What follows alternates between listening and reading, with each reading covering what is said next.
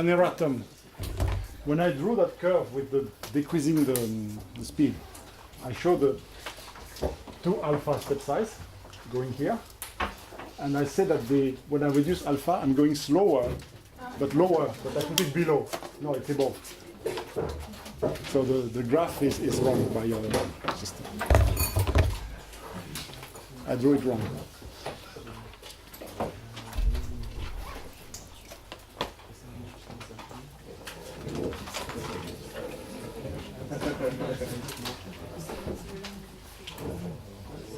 And also, by the way, pretty much all the mathematics I gave here are in section 4 of a review paper with Frank Curtis and Jorgen Nosedal. That's on archive. Can you write the name on the record? Yeah.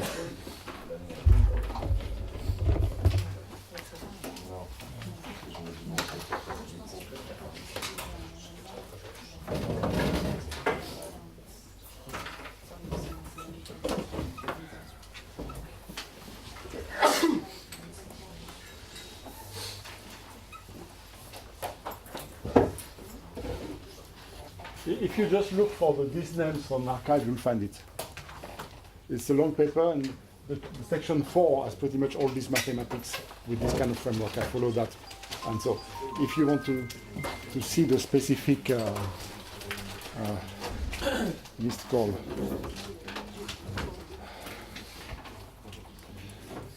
well,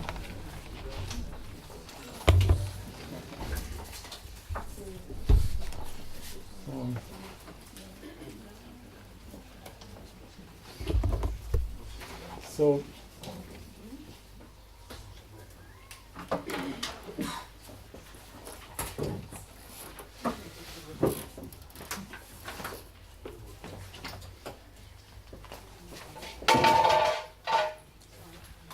before discussing what we're going to talk about, I'd like to make a small comment.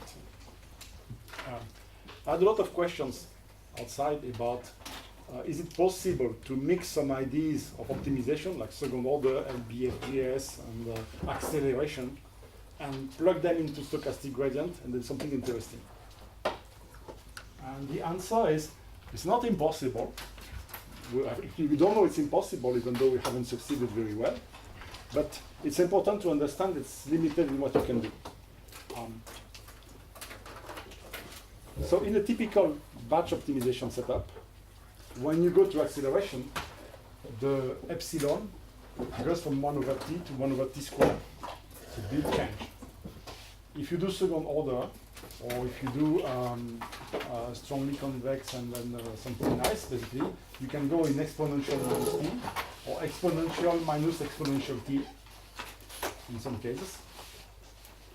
And that's a big difference. But if you are in a learning problem, and you have t times steps, you're not going to see more than t examples. If you don't see more than t examples, the testing error cannot be better than 1 over t, because it's statistics, essentially. So that means 1 over t, you already have it with the plane stochastic gradient.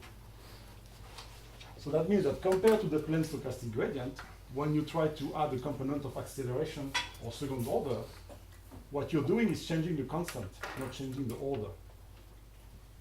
And what can change the constant? So you invent a new algorithm that does some second order, some acceleration. But you're going to do more calculation in every iteration for some reason. So you start by losing something on the constant, and you better gain more than that, what you lose. It's not obvious. It's not always as easy. It's not a sure win. Meanwhile, you have a guy somewhere who's going to use some optimization on some particular processor. He's also going to gain a constant.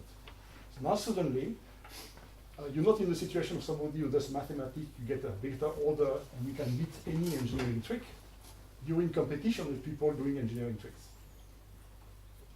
Going from a normal CPU to a GPU, for instance, is about a factor of 10 on the constant.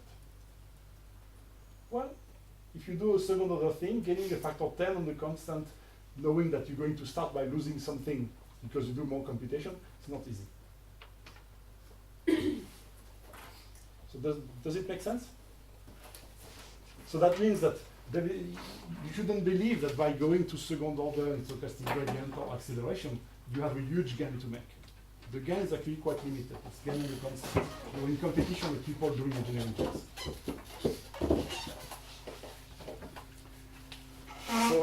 So now we have a choice of things we can talk about. And the first one is the relation between the math of stochastic gradient and generalization, and why the second order stochastic gradient from the point of view of the constants might be interesting, provided that one sees the caveat that speed-wise might not be that interesting. But it's interesting to understand things.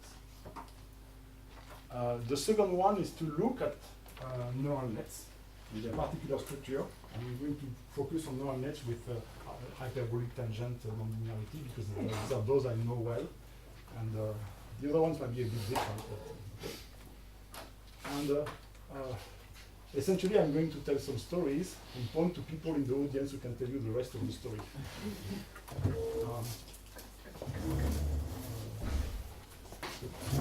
And the third one is the Langevin dynamic.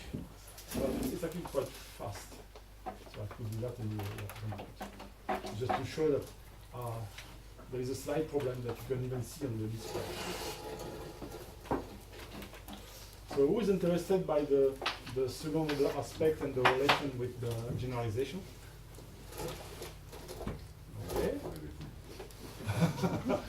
Who is interested by the geometry of the function in neural networks and the hyperbolic tangent? That's more people. And the last one, the Langevin dynamic, maybe I'll get time or no. Yeah, okay. Okay. So in the order is going to be the geometry of the neural networks, and then maybe the Langevin thing, and then we're going to be out of time, I think.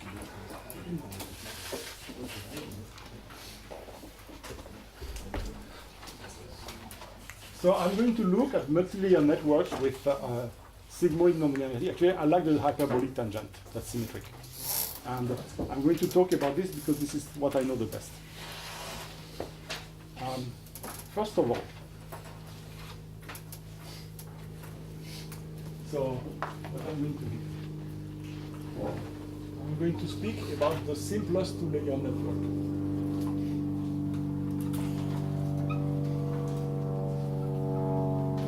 Because we can plot the cost function and see how it's like. I'm going to pick what tang means in terms of the cost function. Then I'm going to speak about over-parametrization.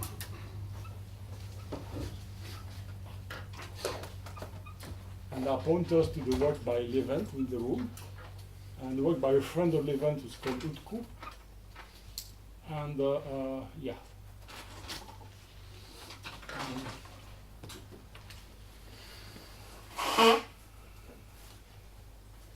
So that's the hyperbolic tangent.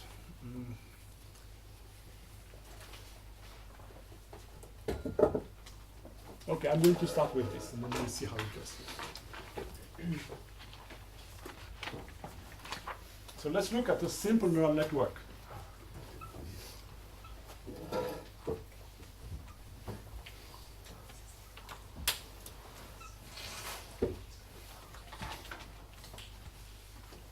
And just one example. The example is when I have a 1 here, I want a 1 here. Basically, it's supposed to learn the identity, the example identity. So if I didn't have a hyperbolic tangent here, what this network does is the product of W1 and W2. And what I would have in the weight space for the cost function is that I would have two hyperbolas. That would be the solution where W1, W2, the product is 1. And this network implements the identity. Because I have a sigmoid here, basically when W1 becomes too large, W2 doesn't cancel exactly in the same way, and basically I cannot do it that way. So basically, if W1 and W2 are relatively small, I can have my solutions here, and I have something like this. So I have two sets of solutions like this.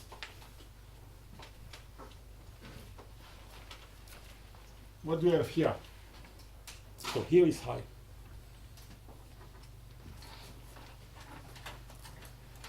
Here I have a saddle point. The big saddle point in the middle.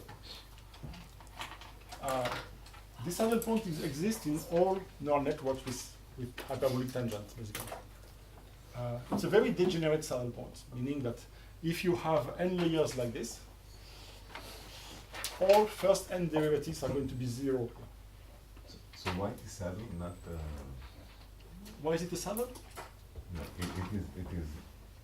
Because here are my solutions, so I'm going down here, Yeah, I'm going up here. I see. When I have two layers, When you have that, okay. when I have two layers, the Hessian tells me this very clearly. But if it had 3 layers, then the Hessian wouldn't tell me anything. Because I've got the product W1, W2, W3, and the second derivative will be 0 because I will still have a W in it. If I have 4 layers, the third derivative is 0 as well. So it's a very high order saddle point. It's very flat in a typical neural network.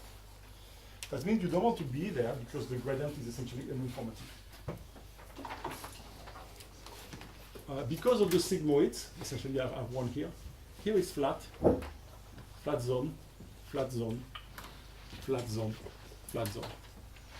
All I. So maybe I should use a different color. Flat, flat, flat, flat, saddle. Solutions. Ravine, ravine, very thin, ravine,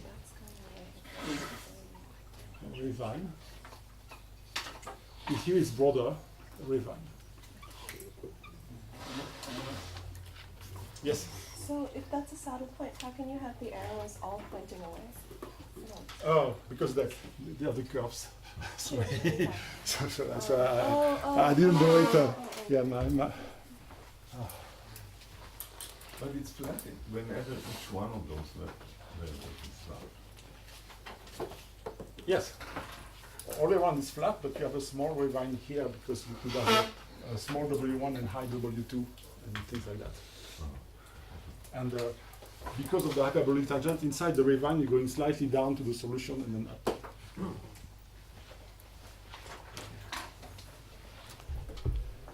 So that tells you about initialization. If you initialize here or here or here or here, you're completely cooked. If you initialize on the saddle, you're cooked. But there is an area that's sort of okay, like in that band here. So here is no good.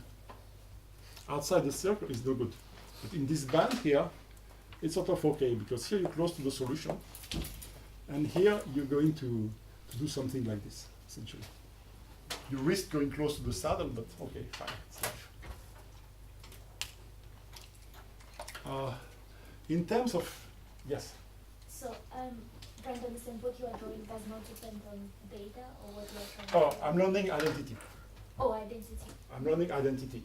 That means that if I didn't have the sigmoids, my solutions would be 2 hyperboles. It's an example of a network that's simple enough so that we can see what's going on. And you see that if you start somewhere else but have your step size a bit too big and you go in a flat zone, you're cooked. You might try to think the flat zone is going to take you to the thin ravine, but chances are that because of you're going to have to use a large step size, you're going to jump over the ravine, you're never going to find it because it's very narrow here. It's just like a flat zone. The chances to get inside and stay inside and move there are just they're nil, even on such a small network. What does it mean that you have to initialize here? Well, let's take a typical neural network with hyperbolic tangent, a typical unit with a lot of inputs. here you compute, so let's call that xi. You compute A equal sum of wi xi. And you're going to pass through a hyperbolic tangent, something like this.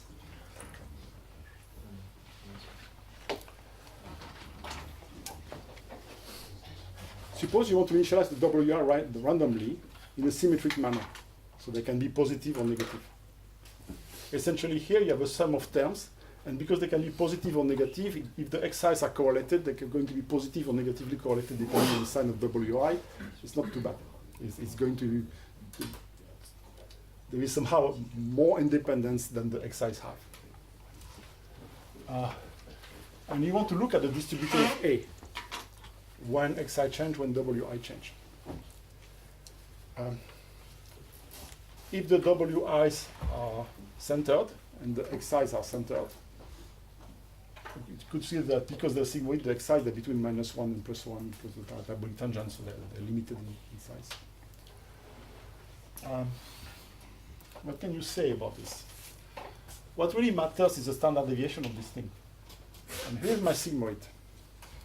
Suppose that the mean of IA is typically 0. Suppose the standard deviation of A is something like this. Do you think it's good? No. Because essentially, you're going to be in the flat zone, there is no gradient, and once in a while you're going to have something in the middle, but it's not. Now, suppose the standard deviation is something like this. Do you think it's good? Well, it's better because you have signal, but you're not using the nonlinearity. So basically, you're doing nothing more than a product of matrices. So it's pretty clear the standard deviation has to be something that's similar to the distance between the 2 points of high curvature in the sigmoid. And if you say the xi are plus or minus 1, that tells you that you should initialize the wi, let's say, in some interval, 1 over square root of d, some constant on top. So, okay, so you could do wi is, let's say, mean 0 variance in 1 over square root of d. Or you could do uniform in an interval of that kind. But anyway, if you do it that way, by the law of large numbers, essentially, what's going to happen is that your activation is going to be in the right range. And this kind of criterion is the same as what I said here. You want your weights to be in that zone that's large enough. So if you're in high dimension, say you start your weights, let's say Gaussian means 0, standard deviation 1 over square root of t. In a high dimension, they're going to be close to the skin of the Gaussian. And the skin of the Gaussian is this test here. So that's essentially the trick. When you initialize a neural network in that way, you're in a zone where things are sort of reasonable. If you have too large step sizes, well, you're going to go in the flat. But then there is something very simple you can do. You know? You can look at how, for each weight, at the expectation for a bunch of examples of the stochastic gradient times the step size, and compare it to that size of the weight. And that's trivial again. If you have a weight that's in range, let's say, minus 0.1 to 0.1, and the update you do is something between, in range 10, it's probably not good. Essentially, you're going to go directly out of the favorable zone for the weight. Conversely, if, again, the weights are in range 0.1, standard deviation 0.1, but you do an update that has size 10 to the minus 9, not very good either. What you want is to have the same kind of ratio everywhere in your network. So that's basically the trick that makes it reliable. The trick that makes it reliable is to initialize with a rule of that kind that's going to ensure that the statistics of the weighted sum are controlled and that you're in a reasonable part of the sigmoid. That in turn means that the weights in every layer are supposed to have a certain size. And when you backpropagate, you can look at the gradient, and you can adapt the step size in each layer so that the update you do to these weights is commensurable with the weights, or is comparable with the weights, or not much bigger, not much smaller. And then you multiply by 0.1. Okay. So when you use this kind of trick, what do you see? So first of all, when you have a multi-layer network, there are a number of results that show that it can be extremely non-convex. That you have actually.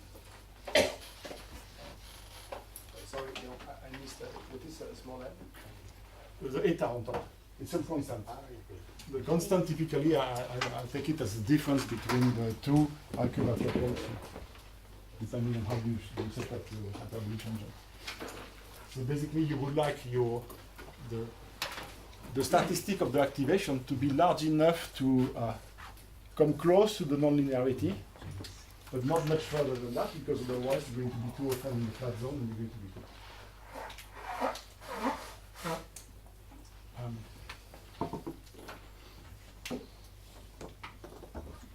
Okay, simplest two-layer network, the hyperbolic tangent, what it means.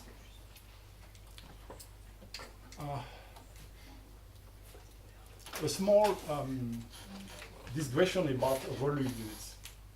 Nowadays, the fashion is not to use the hyperbolic tangent, but to use the Rohu, which is the nonlinearity is max of 0 and x. It's a function like this.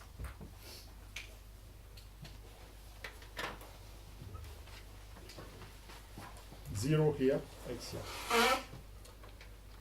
One of the particularities of the function is that it's homogeneous. Meaning that if you multiply the input by 2, the output is multiplied by 2.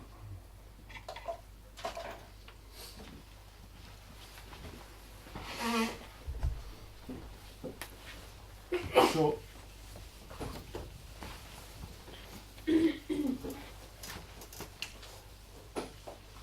it seems very different, but in fact, not really.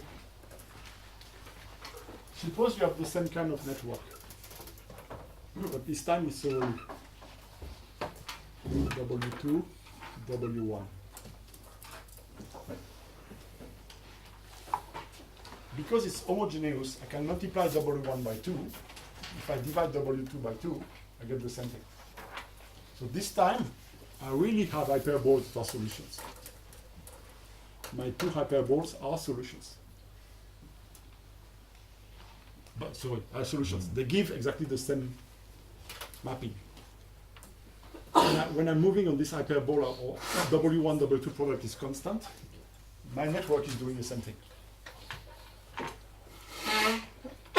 But if you look in terms of... W1 cannot be negative, well, depends on the input. There is none in the output, so what you assume the input, the sign of the input? Oh, yeah, okay, you're right. I should look at the sign of the input. I said make input positive. But if the input is positive, then W1 cannot be negative. Yeah, you're right. Should remove that one.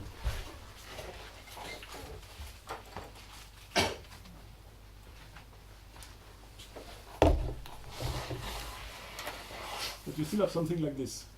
That means that the level curves that you're going to get, they're going to have this kind of structure as well. One of them is going to be the best one. And one thing you see is that here, the curvature is very much like this. Here, the curvature is very much like this. And here, it's going to be rounder. So in something like this, if you allow W1, the ratio between W1, W2 to exchange coefficients all the time, so you allow yourself to move along this hyperbola, it means that you're changing curvature all the time. And changing curvature means that the way you tune your step size in different layers should be different, which is not desirable because you don't want to change it all the time. So that's why people use a lot of normalization tricks. The first one is to start initializing in such a way that the statistics of the weighted sums are controlled. And then you can use other normalization tricks like batch normalization. They're going to help. But batch normalization is doing a lot of other things we don't understand. And you can ask Xiao here, who spent a lot of time working on batch normalization, and she can tell you all the things we don't understand. I don't understand either. But in the Relu case, can't you just normalize this? There is the degeneracy inherent in the network. So why not fixing the degeneracy once for all? But this is what the batch normalization methods are trying to do. They don't normalize. They try to normalize, but it seems it works better if you leave a little bit of freedom. And when you do batch normalization, you have several things that are happening. You have this normalization basically locks you in a place where the curvature doesn't change as much. So it's better from a second order point of view, but it's not the only explanation. But batch normalization also does something different because the testing error is better at the end. So something else is happening in batch normalization. That's difficult to understand. We thought it was related to noise, because when you do batch normalization, the normalization constant depend on the mini batch, they're noisy. But in fact, if you inject this noise manually, you don't get the same performance. So it's not noise. And this is what Charlie can tell you about. And you normalize also the biases? Because you have to, if you, I mean, it's really degenerate only if you also do it for well, when they do batch normalization, there is quite cooking, because they add a new free parameter for rescaling and rebiasing after the normalization. And then you can do batch normalization before, after the Relu. And there is also proponents of one and proponents of the other, and the systematic experiments show that this is always the same one that works the best. But they all sort of work okay. Batch normalization is not very well understood. It's one of the rare algorithms that makes a progress in terms of robustness of the training. It actually works. There's absolutely overwhelming evidence that it works and it's useful. How exactly it works and how it does it is a mixture of things that are very difficult to set apart. There's things on optimization and things on generalization. So anyway, this was to say that even if you use Relu, even if you don't batch normalize, you still have interest of doing something like this, because you're going to get consistent statistics everywhere in your network, and consistent statistics means consistent curvature, which is a good thing to have. And the common sense trick, which is to say that the update of the weight should be commensurable with the size of the weight, it's always true. Yes? What is the loss that you do? What is the formula of the loss? I don't speak of a loss there. I just said here, if I have a Relu network, all this hyperbola would give me the same function. Because if I multiply W1 by 2, I can divide W2 by 2 and get exactly the same network. So whatever the loss is, my loss is going to have level curves that are hyperbolas. One of them is going to be the solution.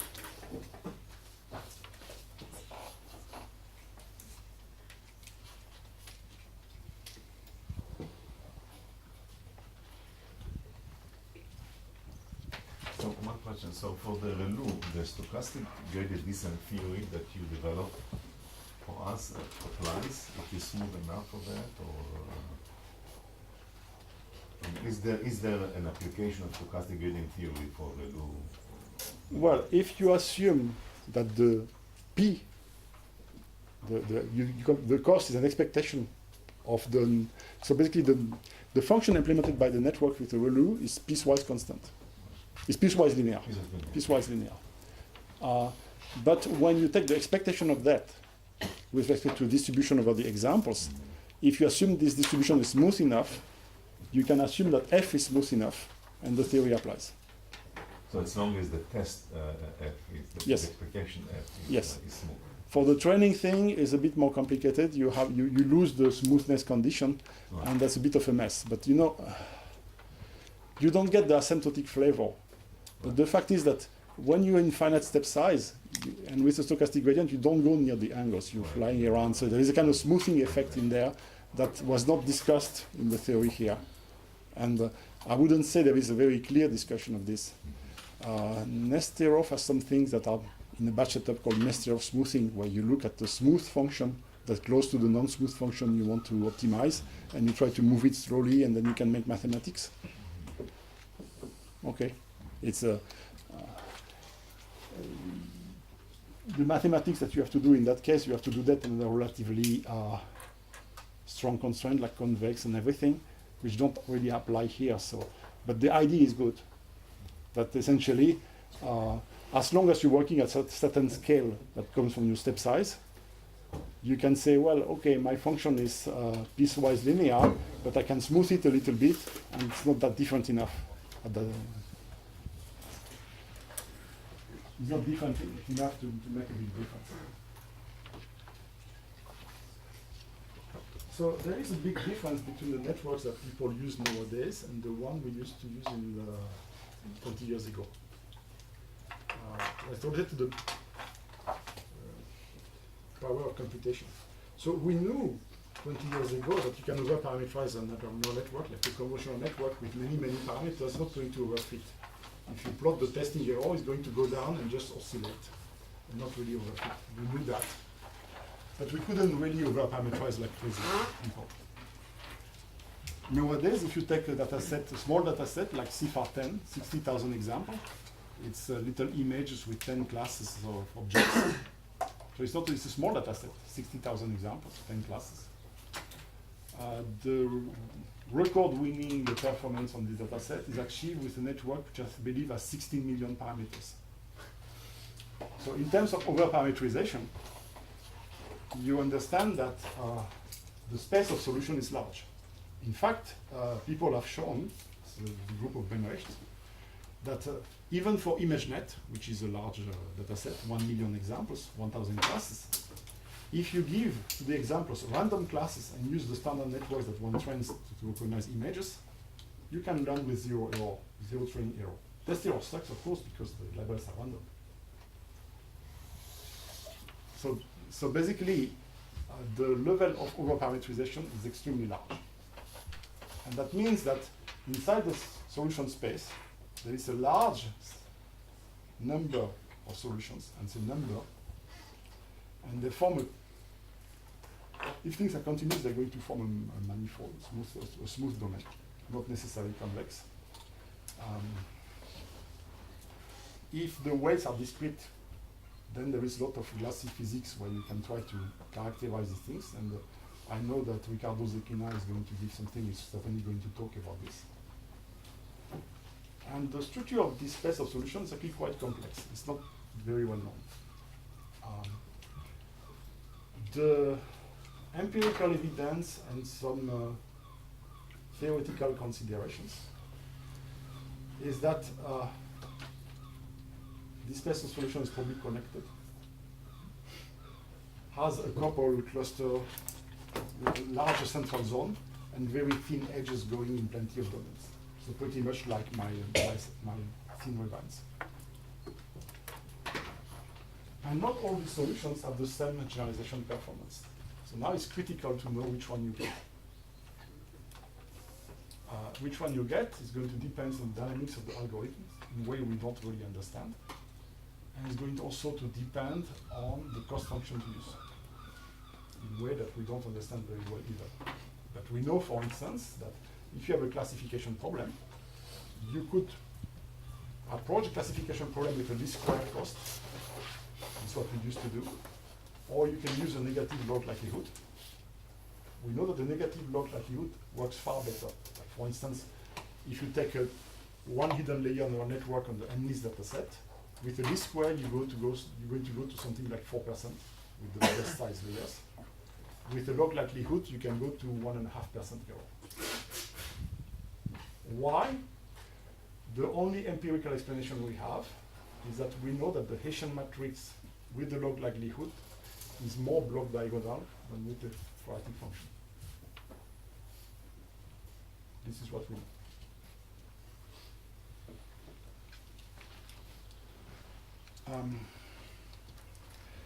Now you can look at the training curves.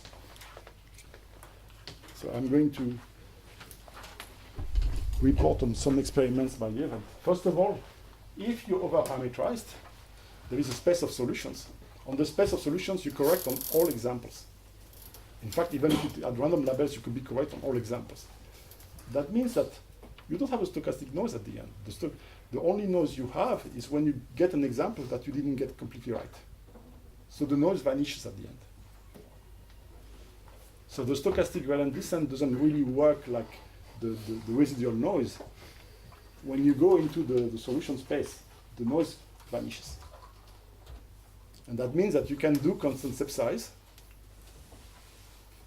and still get a reasonable solution. Except that we know that decreasing the step size still gets better generalization, even though the training error is 0.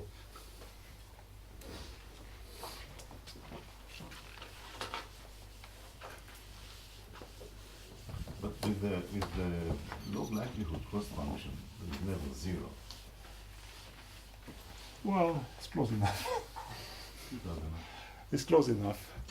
If you have a sigmoid that saturates, the weights will tend to be very large, which is not a very good idea. Right. If you do things that leave a little bit of flat, you're going to be 0. Practically, you get the 0 to the accuracy of the machine. So in that case, I agree. The solution space is something like a kind of border at infinitum that can be quite large. Yes? When you speak of decreasing the step size and getting better generalization, is that like early stopping, or are you actually running for the same duration, Okay. taking more steps? Strange effects with step size. First of all, when you start training, you initialize your weights like this. But if you remember, you have even in my small network of solution spaces here. I'm very unlikely to find one. I'm going to be in one of these zones here. So at the beginning, all the gradients tend to be aligned, and the gradients for all examples tend push you in the same direction, so you have very strong gradients. So in the first few iterations, if the step size is too large, you might be thrown in some flat zone and have a very hard time coming back. So the evidence that we have is that it's good at the beginning of training to use a much smaller step size, just for a couple iterations, and then you can go crazy. You can increase the step size towards its maximum. But at the beginning, you have to be very careful, because at the beginning, you tend to have a lot of gradients aligned, and they tend to accumulate very, very strongly. After just a few iterations, I don't mean epochs. I mean, you can do on something like ImageNet, you do 1/10 of ImageNet, you can start going back to normal step sizes. But for the first 10, you have to be careful, which is a bit strange, And that can make a big difference in not really in the final result because you're going to catch up, but in the time it takes to go there and all the transitories. Now the second thing, I told you that, so if you have a log loss, you're right, the weights are going to increase. And you're never exactly completely 0, but you still have this vanishing of the gradients. But you can still decrease the step size, and they're still going to improve, even though with constant step size, you're supposed to go there anyway. But the decreasing the step size is going to improve the test error. So basically, it's going to get you in better spots in the solution space for some reason that we don't really understand. Another one that's very interesting is that this is a non-convex landscape. You would expect that sometimes you go up, you have to escape local minima, you have to pass saddle points, and there is a lot of papers that discuss how maybe when you do stochastic gradient, the noise helps you pass saddle point and everything. And I used to believe that until the event convinced me of the opposite. So what the event did is he ran a stochastic gradient with small mini batches and a complete batch gradient side by side, one iteration each. So the complete batch gradient is n times slower with n is the number of examples. But same step size, same everything. And he showed me that the training curve is exactly the same. They all go down monotonically without any hint of going up or down. And they arrive about at the same point in an over-parameterized network. Except that the batch is n times slower, where n is the number of examples, which is typically large. So the event did that with MNIST, meaning that his batch system had to run for a very, very long time. And so the argument is people believe that stochastic gradient would have magic properties to escape saddle point or local minima. And the answer Levin gives is just because they didn't wait enough with batch gradient. If you take the batch gradient and wait long enough, you're going to go there. But you have to wait very long. So there are two ways to think about it. Either the batch is also good enough, or that both fail. I agree. Both go to local minimum. Either that the stochastic doesn't No, because escape. they know to cost zero. What? They go to cost zero, essentially. Oh, cost zero. So cost zero is the global minimum, so we're parameterized. They don't fail. Yeah, But if it's, for the training error, testing error, Yeah, sure. if it's strongly over-parameterized, isn't the problem essentially convex? well, I can show you that no. So that's the second one, the Utku. A very recent experiment. The Utku master thesis is somewhere online on archive. Just a bunch of experiments. So you take a neural network. So in the case there was a connet, and somewhere you target a particular unit, and we're going to kill it. So at some point during training, we multiply the step size for that unit only by 1,000. So suddenly this unit is getting huge updates, and this unit only is getting huge updates. And we do that for just 10 little iterations, 10 milli batches. And then we stop. So what's happening? So let's take a sigmoid because we discussed the sigmoid, but if you have a batch normalization, it's the same kind of thing that's happening. First, you're making very big updates on the weights, much larger than the weights themselves. So the weights grow a lot in some random direction. That means that you're in a flat zone of the sigmoid, you have no gradients, it's not going to move anymore. This unit is lost. We call it dead, and we have various kind of measures to try to detect dead units. So it's not going to move, it's doing something essentially random, not very useful. So for the units that are below, essentially it's noise. And you have a task to achieve.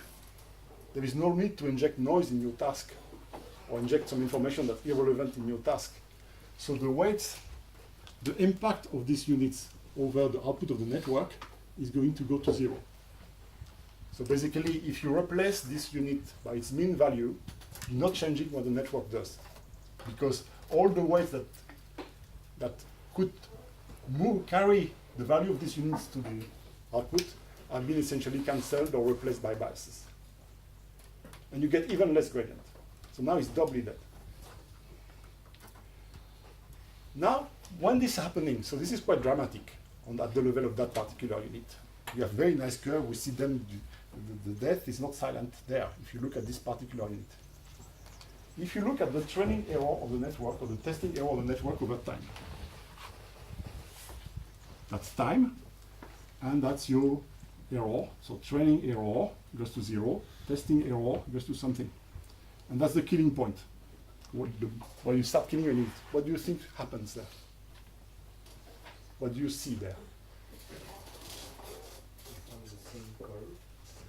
That's the error of the whole network. This is what we monitor usually. And this is the point where I apply my nasty recipe on my unit somewhere in the network. What do you think you see on the optimization curves? A jump. You're right, you see nothing. Nothing whatsoever is going down exactly the same way. We don't see a difference compared to not doing this. So what does this mean? First of all, I created a saddle point. Because when I kill that unit, This is also over-parameterized. this is over-parameterized. This is a typical neural network of the kind we do nowadays. You tried on various CFAR and everything. When you kill that unit, essentially these weights are not going to change. If you were to change this weight, maybe in some directions you would be worse, maybe in some directions you could be better. It's not even clear. Because at some point, if you still get cost zero, you cannot be better. So in that case, it would be a local minima. It's also very degenerate because it's very flat. It's flat because of the sigmoid. And when the weights that use this cell starts going to zero, essentially, is doubly flat. That means that now if it's a saddle or local minimum, what's important is that it's degenerate. Not only the derivatives, but the Hessian, everything will be flat there. So I don't know whether it's a local minimum or saddle point. If the final error gets to 0 despite the fact that this unit is dead, because the network is over-parameterized enough, I can still go to 0. Well, it's a local minimum, that's very degenerate. If I cannot go to 0, well, it's a saddle point. And I can create that at any level. In fact, I can kill sufficient number of units in my network that I can prevent my convergence at some point. So another experiment we even did before that was to try to measure the Hessian of the cost function while we're training. And the observation is that most eigenvalues of the Hessian are 0 for all values, all possible values. There are some variations, but nothing. A couple eigenvalues can be relatively large, positive or negative. And the number of eigenvalues that are large, that depends more on the training example than the geometry of the network, assuming it's over-parameterized. So the picture we should get, we have this picture, we're in a landscape, like we're going down a hilly landscape, we're going up and everything. It's not like that at all. When we optimize these large neural networks, we are most of the time in a very flat space, and in some directions, you have a slight curvature up or down that you can use. So the exercise of optimizing a deep network is an exercise of navigating a degenerate landscape. Now, this degeneracy is not too bad, because if you decide that, for instance, this kind of saddle point of degeneracy, the one that comes from killing units, is the main one, which is, we don't know. We know that there are some of this kind. It means that, okay, now you're confined to a subspace, which is a critical space, because of this thing. But within this critical space, we can still optimize and do things. We just lost some hardware. The trend nowadays is to use extremely large networks. So, okay, we're going to lose a lot of them during training for some reason. Yes, something I forgot to tell you. If you optimize an over-parameterized network, you can monitor this the fact that this unit is dead in the sense that if you replace its value by its mean, you don't change the output of the network. And if your unit has this, you know it's doubly dead. And we can see that spontaneously a bunch of units go into doubly dead state. So now you can see the training of a deep network in a large over-parameterized deep network is a kind of a race. You want to go to the bottom without killing so much hardware that you cannot go to the bottom. But you're going to kill some. The more aggressive you with learning, the more you're going to kill. So if you have high step sizes, you take the risk of killing more units. But you might go faster. Or you can add more units. And so you have this trend towards the gigantism where people use 16 million weights to kill a little problem with 60,000 examples. This is a not very satisfactory state of affairs. This is the state of the art. It gives useful systems in practice. They're being deployed, they're being used. But it's not very satisfactory in terms of how we optimize these things. Yes? Here you are working with the sim rate. If you have a ReLU, pure ReLU, no normalization, you see a little bit bump there. It's a bit more unstable. But training a ReLU network without batch normalization is quite tricky. What is the dead neuron for a ReLU? When you have a ReLU activation, it's when you have a batch. Well, first of all, if you have a ReLU, when the weights get up, the value gets up and messes up your neuron below. There is a big incentive to kill its weight because it's getting too large. But that troubles the learning in a quite nasty way. If you do batch normalization, you explicitly have a normalization term after that. So even though the weights are very large and the weighted sum is very large, you normalize them to go back to some reasonable value. But the normalization coefficient is going to kill your value when you go down. So working exactly like the sigmoid.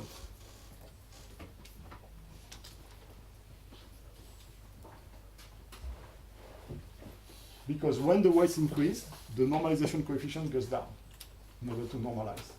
when you backpropagate to the very small normalization coefficients, you multiply the gradients by a small value. And therefore, you have almost no gradient to change large weights. So you're equally dead.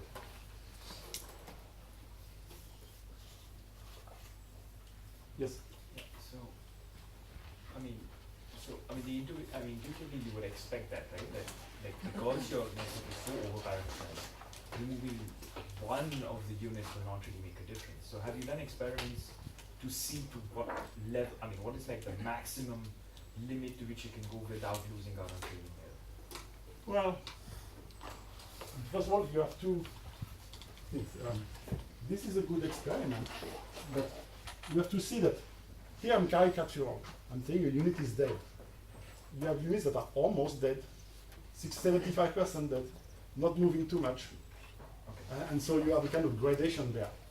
So my criterion, which is to say I have a unit that's completely dead and I can say that some of them are dying, for every one I spot as dead, you have dozens that are half dead. You know?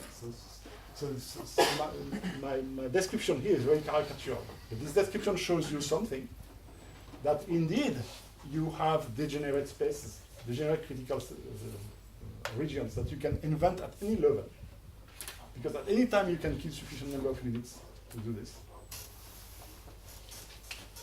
So it's not completely true. Some people hoped to prove that in a neural network, when you look at all the local minima or the critical zones where you have a chance to go, they're all going to be good. Well, it's not true. I can make bad ones.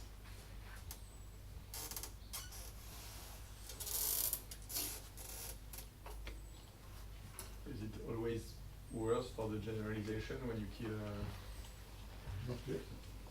so it's not necessarily bad ones? Well, it's bad because you're dragging a lot of computational power for nothing. So now, if you compare the learning algorithm to typical ways to say, okay, let's take the same architecture and different training algorithms to see which one goes faster.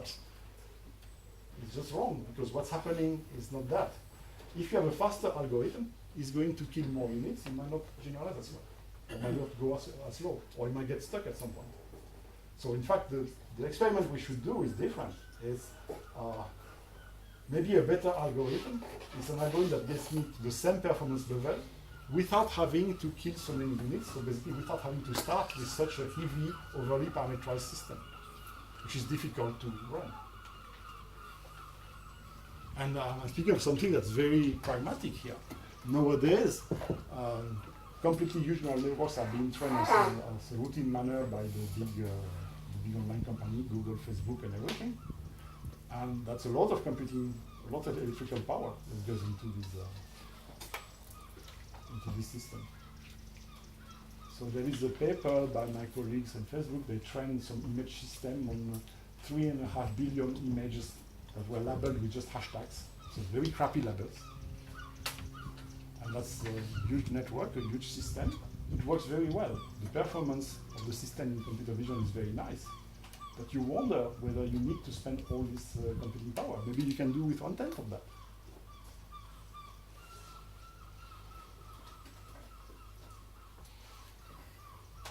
Question? But Yes. it's related to the dropout, right?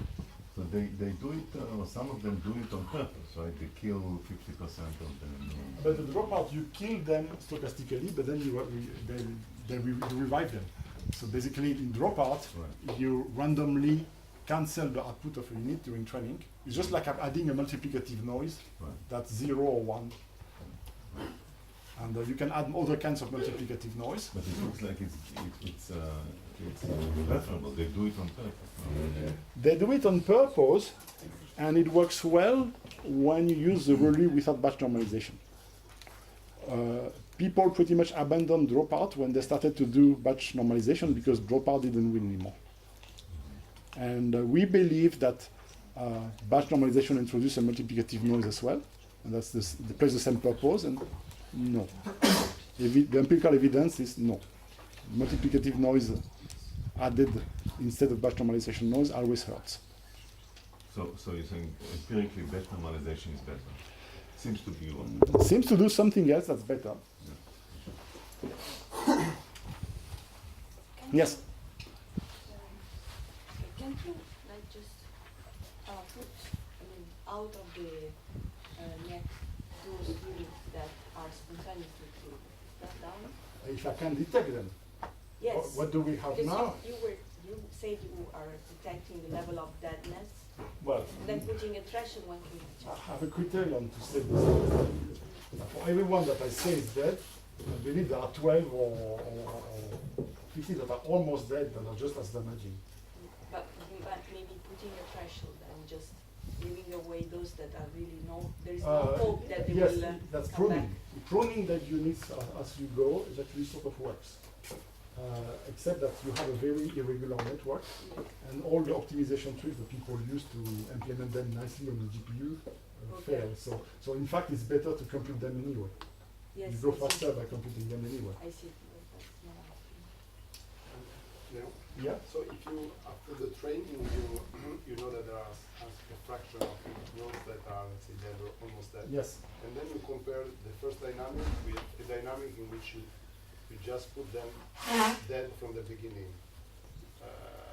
So the dynamics in which they are dead from the beginning is worse. Is worse. So it's really useful actually to have it at the beginning and then put it. Yes, it's a space of freedom that allows the optimization to work better.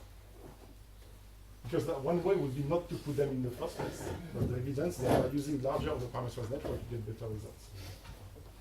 Isn't it a sign of robustness of the network that you have a massive number of things that you can delete or not, and you get the same result and these sorts of...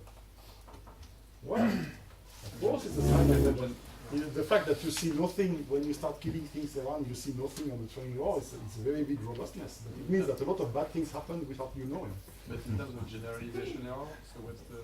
It's the same in both cases when you kill them or not?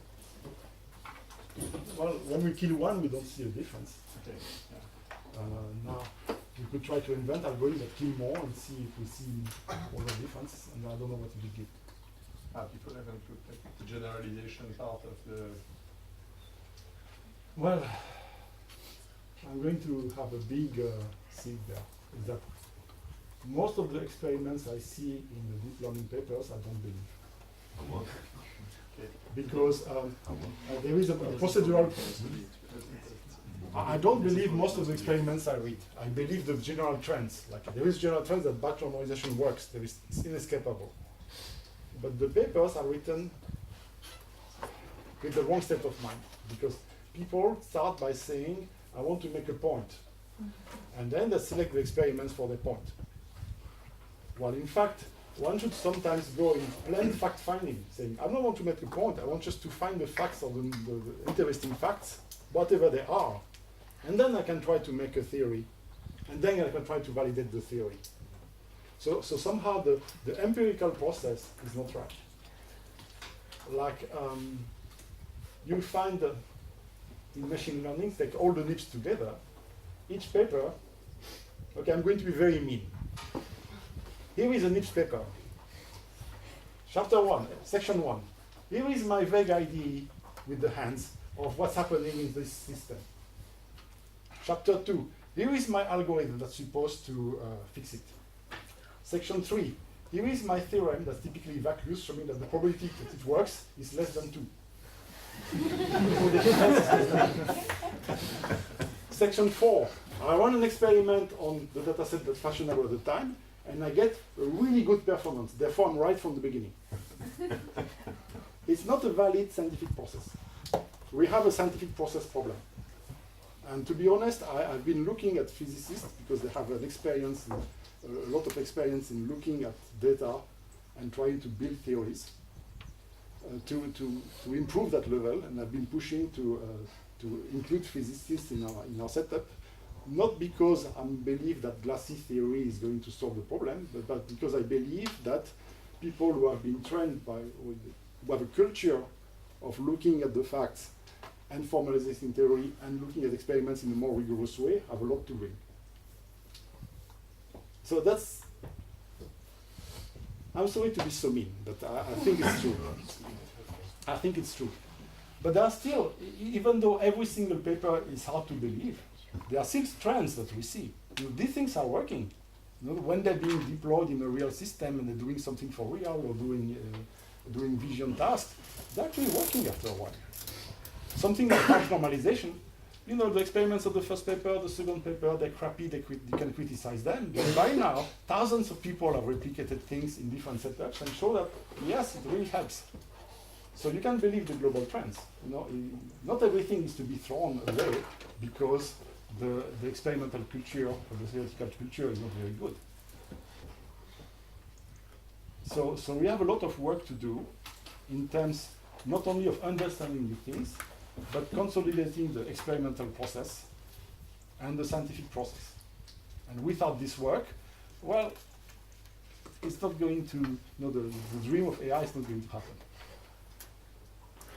And this is difficult work. In machine learning, for instance, in 25 years of machine learning, where machine learning has grown from something that was reserved for some crazy people, and the crazy people were 50 people meeting in a mountain somewhere in Utah, to the same thing with a couple of other magnitude more people. The growth has been driven by one empirical paradigm. I'm training on my training set, I'm testing on my testing set. If you look at every empirical science, like biology, physics, and everything, people work much harder to design experiments and to design an experimental paradigm to see, to in advance try to say what could be the possible outcome, what would be their meaning, and then you run the experiment and you try to draw a conclusion on the basis of your design that you did beforehand. And that's an empirical process that has worked very well in physics, in biology, in all experimental sciences. Now, if you see in machine learning, a single experimental paradigm took us quite far. It's showing its limits now. Like, for instance,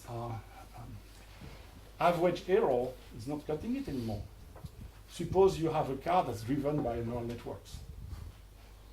Okay, the average error is nice from the point of view of the policymaker. Maybe this car is going to kill less people than people driving. But when I take the car, this particular morning, outside, there is a lot of dead leaves and it's raining. Well, I don't want an average, I want now. If you take an example that happened to Google that was very embarrassing, it was essentially they had an image recognition system, and you had the bad habit of when showing black people in front of a forest, you would see monkey. That was very embarrassing. But you know what? On the average, this kind of mistake doesn't show. In practice, it matters. And so we're in a situation where the average error is not going to cut it.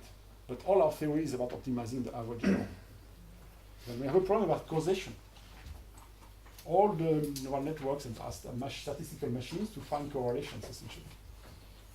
And we want causal models because we want to act on the world. We want causal models because the distribution of testing time will change from training time.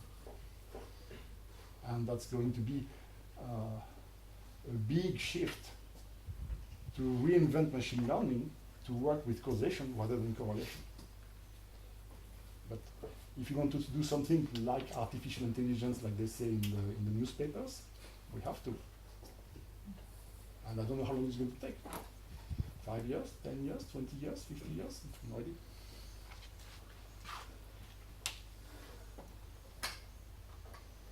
Okay, time is it? I have half an hour. I can try to tell another story.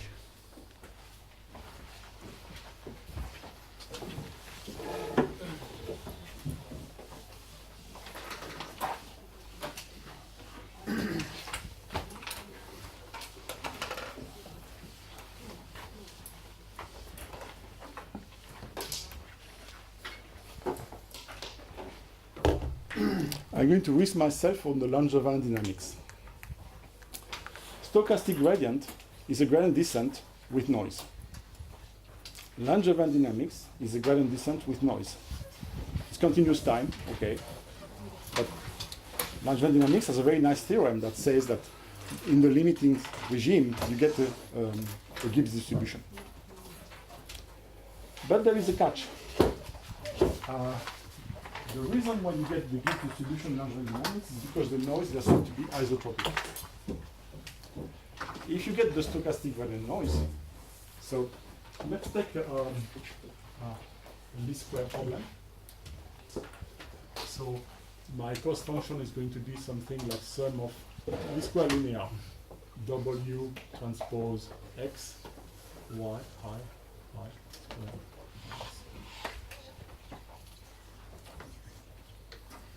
My stochastic gradient, Gi of W, is going to say, let's say 1/2. I.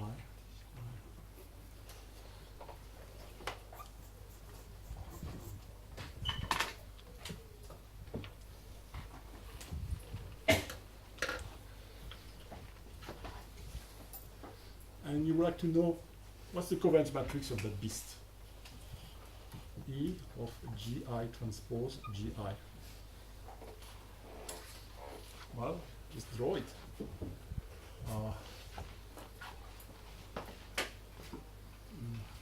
Actually.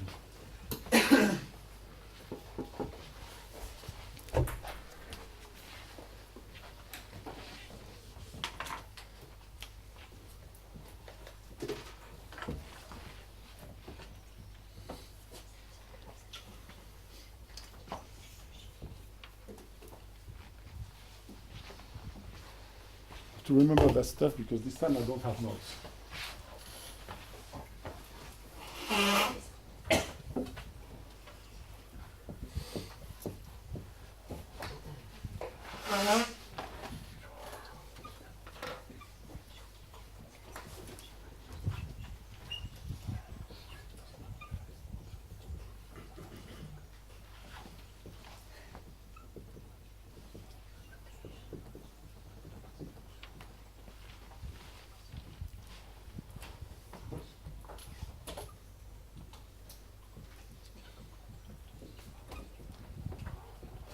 So that's the expectation of the gradient.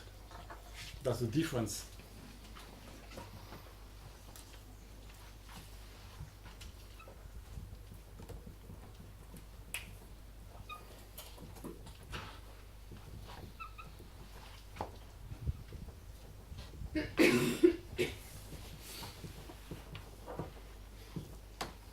Then we have to square this.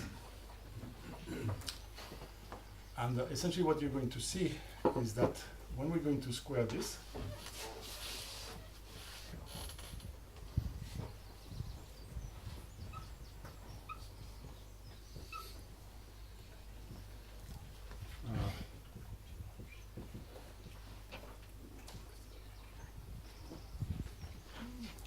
so let's take it at the optimum.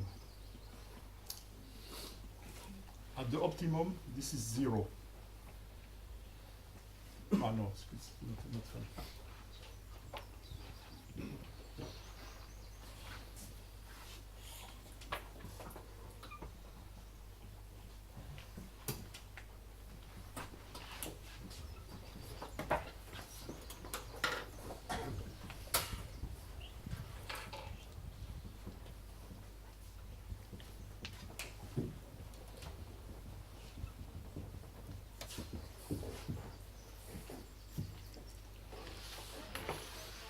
Well, say what you want, but this is not identity.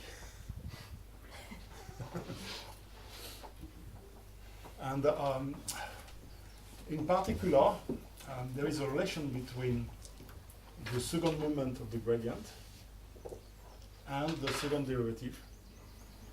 And this xi transpose is going to be super important here, the correlation of the inputs. If the xi's go only in a subspace of the full domain,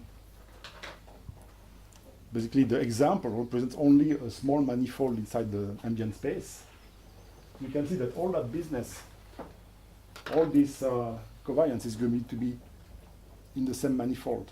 It's going to be 0 elsewhere. And that's very important in two respects. The first one is that geometry work better because if you do the Langevin dynamics in high dimension, the mixing is so slow that it's not going to be very good in high dimension. But in practice, you might mix in something smaller, but it's moving all the time. So, actually, I'm sorry because I'm not doing this very well. I should have prepared that better, and I'm just getting at the limit of what I prepared. The key point here is that you're not in a situation where you have Langevin dynamics. And in particular, we know from experience that it's not Gibbsian. Even in the convex case I showed up at the beginning, we know that the distribution of the values of the function is not going to be something like exponential minus the value of the function. It's going to be narrowly concentrated on the flying level that I was describing, this, the altitude that depends on the step size. So it really doesn't work in the Gibbsian way. And it's very annoying because the Gibbsian mathematics are very nice, but it doesn't work that way. Okay, that's the, I guess, I believe you see my points. My demonstration is a bit messy. It's not good. I have to do that better. And I'm dead. I'm sorry, I'm completely dead. Questions? Or, well, we can, well, let's thank you first.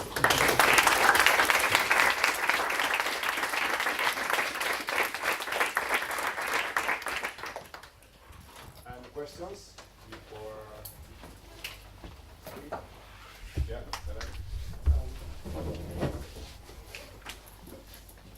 Can that narrative describe the boundary of the Gibbsian volume? The boundary of the Gibbsian?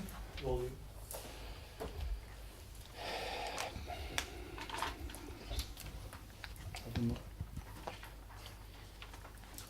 I don't know. There are people who apply Langevin dynamics mathematics and they prove some results assuming the noise is isotropic, and these results are not completely stupid, meaning that they're not unlike what's happening in the real world. I know the assumptions are wrong, but the result is sort of right. so there must be something deeper there. But I'm not sure that it can be cracked with just the Langevin dynamics. I know you worked a lot on these things. Yeah, but what we do is actually not, we compute the variance of the noise exactly. Yeah. Right, in the large data line. And then what you end up with is, so if you discretize, right, you don't have an SDE at all. Yeah. But if you move to the limit where you have a continuous equation, then you get an SDE where the quadratic variation is the noise process that comes from stochastic gradient descent. So then asymptotically that SDE is equivalent to the real algorithm. And so there you can, I mean, you end up with something that is not Langevin dynamics at all. It has a multiplicative noise, and that noise term is complicated, but the point that we use it to make is that the first order term looks like gradient descent again, and so you can, by controlling the batch size and the noise, you can end up with something that performs like gradient descent in a limit.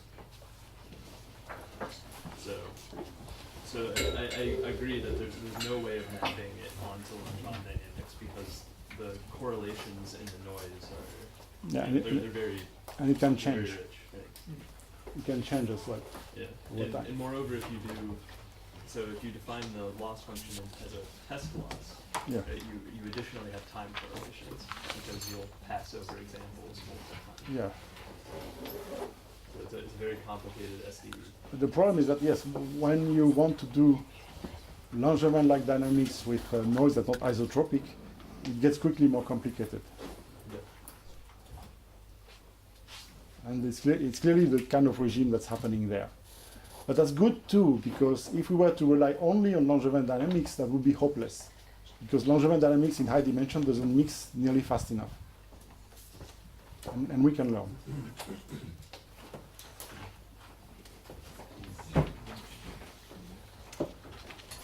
Okay, maybe last question, and then you can maybe. Oh, last question. Right. Yes? This observation about overparameterization recurs in other systems, right? So the fact that when you are learning, you need the overparameterization, but after you've learned, you can essentially kill more than half the network, and your performance on test error doesn't suffer too much. This is a recurring phenomenon in other fields as well. I mean, in development, for example, in nervous systems, the early nervous system is almost all-to-all connected, and then as the organism learns, there's pruning that takes place. And in decision-making networks, you can show that if you just add a ton of random nodes to the network, the integration time before you can predict the decision actually goes down. So maybe this is something really important about learning itself, and I was wondering what you might think of that. It might be something important about optimization. There are at least two works I know where people try to take standard optimization problems, so there are non-convex optimization benchmarks and convex optimization benchmarks that are supposed to be hard for optimization, and instead of solving them with the usual method, they just over-parameterize them by just exploding the parameters, making each parameter a product of parameters, for instance, and go with stupid gradient descent, and show that's actually not that bad compared to the state-of-the-art algorithms that are working in the small parameterization. So maybe we completely missed something about over-parameterization, about the fact that it gives levels of freedom that can help search more than we believe, more than convexity maybe. Because if you look at the mathematics of optimization, the bright spot is convex optimization, because convex optimization gives you a global guarantee. Basically, you observe the gradient, you get a tangent, and you know all your function is above that tangent. So you get a global guarantee from a local observation. And this is why convex optimization is so convenient for the mathematics of optimization. But when you're in a high dimension, there are a lot of convex problems that are horrible, like a SDP problem or cone programming problems. They're horrible. They're extremely difficult to solve. It's not because it's convex that it's easy. It might be that some over-parameterized non-convex are actually easier than convex, but these are mathematics we don't know. Mathematics to be invented.